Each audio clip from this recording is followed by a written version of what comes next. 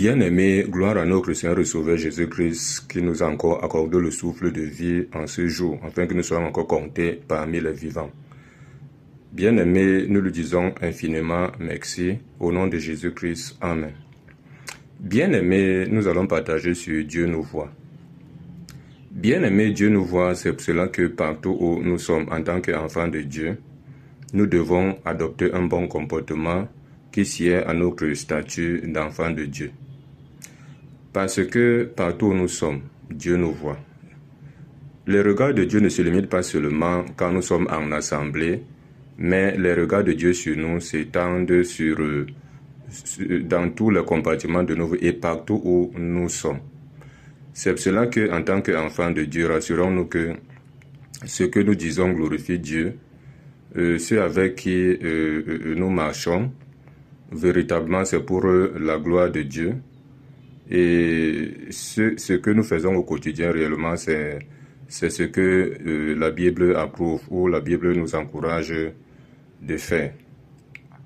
Parce que ne disons pas que si nous sommes seuls là-bas, on peut faire comme nous voulons. C'est seulement en assemblée que nous devons adopter un comportement digne d'un enfant de Dieu. Non.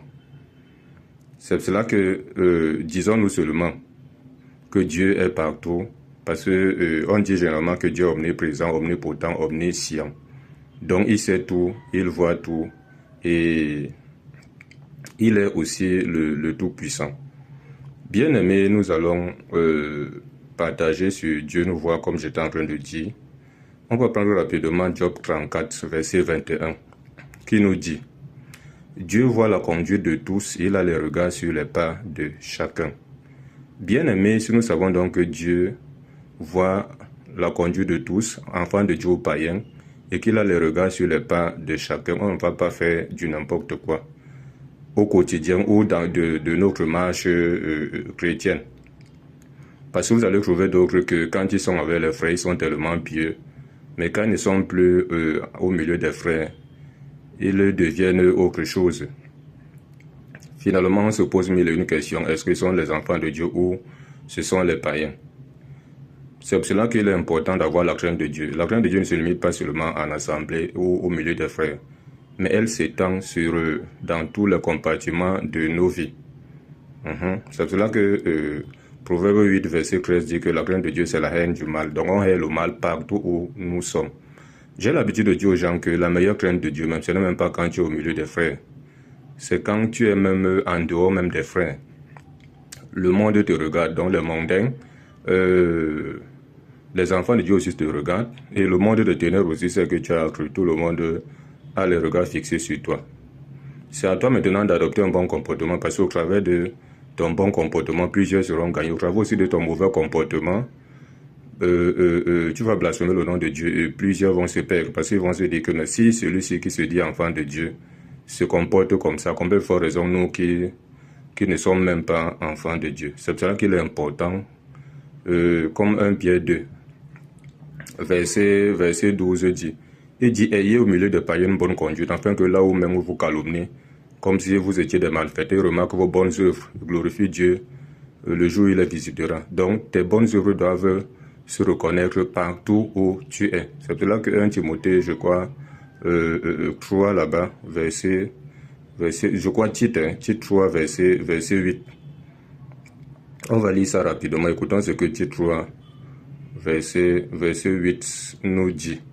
Il dit, cette parole est certaine et je veux que tu affirmes ces choses afin que ceux qui ont cru s'appliquent à pratiquer de bonnes œuvres. On va continuer au verset 9. Il dit, voilà ce qui est bon, utile et utile aux hommes. Voilà. Il dit, bon, on ne va pas continuer le reste, donc je me limite un peu là-bas.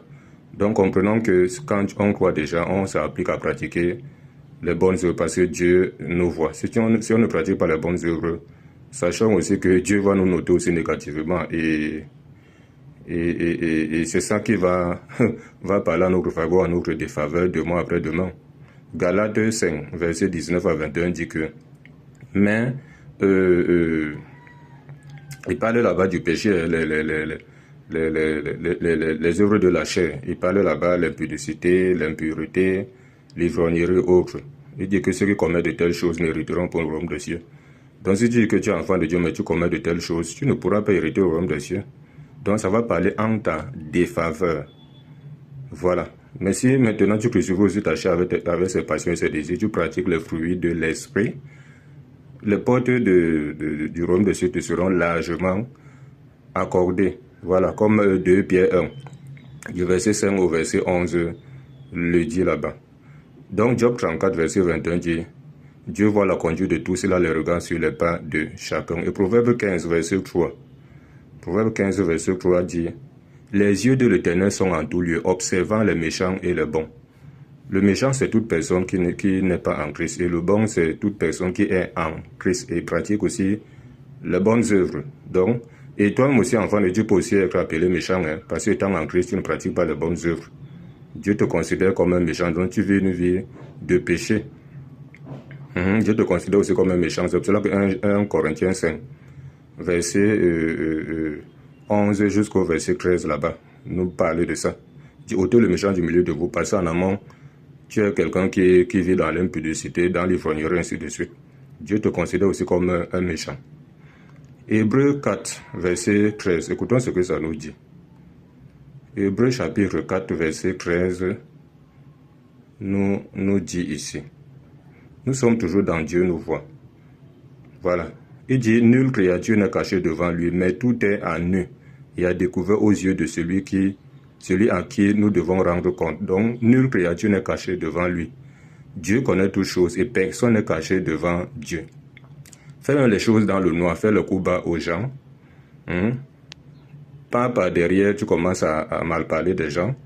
Sache que tu n'es pas caché, Dieu te voit. On voit l'histoire de Haman qui voulait à tout prix qu'on pende Mardoché et qu'on extermine le peuple d'Israël qui était dans ce territoire-là à l'époque. Mais Dieu voyait toutes choses. Dieu a changé le mal là en la faveur de Mardoché et en la faveur du peuple d'Israël. Voilà. C'est pour cela qu'on doit beaucoup craindre même le plus Dieu et non un homme. Parce que la Bible dit que la crainte des hommes tend un piège. Donc craignons le plus Dieu, parce qu'il nous voit.